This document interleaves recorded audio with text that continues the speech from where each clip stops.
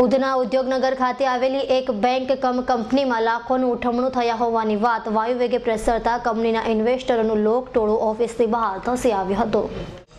ઉધના ઉદ્યોગનગર ખાતે આવેલી ઓરિસ્સાની real star infrastructure કંપનીમાં લાખો રૂપિયાના ઉઠમણું થતા લેણદારો ભાગતા થઈ ગયા હતા અને પોતાના ફસાયેલા નાણાંને લેવા માટે કંપનીના ઓફિસની બહાર પહોંચી ગયા હતા।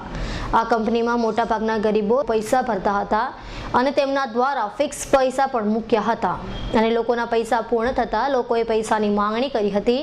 જો કે કંપની દ્વારા તેમને 1 થી 10 તારીખમાં પૈસાની ચૂકવણી કરવાનું આશ્વાસન આપ્યું હતું। જો કે પૈસા આપવાના ટાઈમ પર કંપનીએ પોતાની ઓફિસ પર તાળા લગાવી દેતા લેણદારો નાસ્તા ફરતા થઈ ગયા હતા।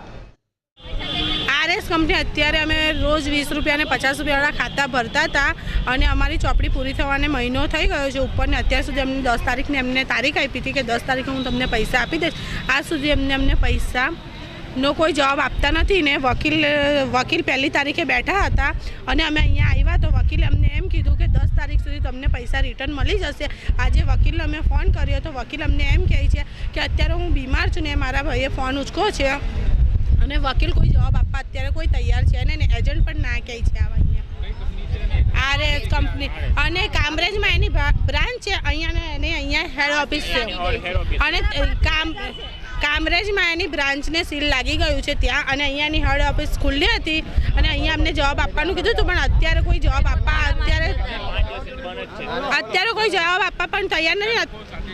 અત્યારે ઓછામાં ઓછી 2-3 હજાર રૂપિયા પબ્લિક હશે ને આજે બધાના 40,000 50,000 લાખ રૂપિયા બધાના છે। છેતરપિંડી જે ચંદુ શેખરભાઈ અમને કહેતા હતી કે તમારા છોકરા માટે બચત કરો, અમને તમને પૈસાની વ્યવસ્થા કરશું, બેંક લોન આપશું। એ રીતે બધાને ઝૂંપડપટ્ટીમાં કામરેજના અમારા આંબોલી વિસ્તારના બધા ઝૂંપડપટ્ટીને છેતરી કોઈના 150 રૂપિયા, કોઈના 100 રૂપિયા, કોઈના 50 રૂપિયાનું રોજનું બચત કરાવતા હતી। કોઈના 1.5 લાખ રૂપિયા, કોઈના 50,000, કોઈના 30,000 એ રીતેનું બધું પૈસાનો વહીવટ કરી નાખ્યો। વહીવટ કરવા પછી અમને વાયદા આપે છે કે ભાઈ તમને કોઈની ચોપડી પૂરી થયા પછી પૈસા આપી જાય છે, બીજી વાર નવું ખાતું ખોલાવીને પાછા લઈ જાય છે। 2 મહિનાની મોહલત થઈ ગઈ, કોઈના પૈસા બધા ખાતા પૂરા થઈ ગયા છે પછી કોઈના પૈસા આપ્યા નથી। ચંદુ શેખર એનું નામ છે, એને બહેનું નામ સાધના છે, એના એકાઉન્ટમાં પૈસા જમા થાય છે। અહીંયા શું બનાવ થયો છે? હવે અહીંયા આરએસમાં જરાક અમને ઉઠામણું થયું છે, એમનો હજી કે વકીલ હતો, વકીલ અહીં રોકાવેલો હતો। વકીલને અમે બીજી તારીખે મળવા આવ્યા તો વકીલે એમ કીધું કે તમને 1 થી 10 તારીખની અંદરમાં પૈસા મળી જશે ને બધા કસ્ટમરને મેચ્યોરિટી નથી થઈ તેને 10 તારીખ પછી જ આપવાનું ચાલુ કરશે અને જેની મેચ્યોરિટી થઈ ગઈ છે એમને 10 તારીખ પહેલાં 10 તારીખની અંદરમાં મળી જશે એમ કીધું। ને આવા હજારો કસ્ટમર છે પણ કોઈ કસ્ટમરને શાંતિપૂર્વક કોઈને જવાબ નથી મળતો અને ખોટી ઉલ્લુ બનાવે છે ને વકીલ પણ આમાં સાથ આપે છે।